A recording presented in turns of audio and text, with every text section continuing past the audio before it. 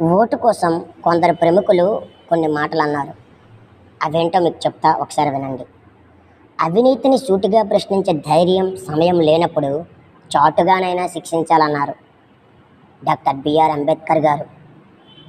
Bullet కంటే ballot బలమైనది అని అన్నారు అబ్రహం లింకన్ గారు. ఓటు వేయకపోవడం అంటే లొంగిపోవడమే ఎల్లిసన్ గారు అన్నారు. ఓటు వేయకపోతే నువ్వు లెక్కలోకి రావు పెలోసి గారు అన్నారు. మార్పు కోరుకుంటే సరిపోదు, ఓటు వేసి మార్పు చూడాలి అన్నారు టేలర్ స్విఫ్ట్ గారు.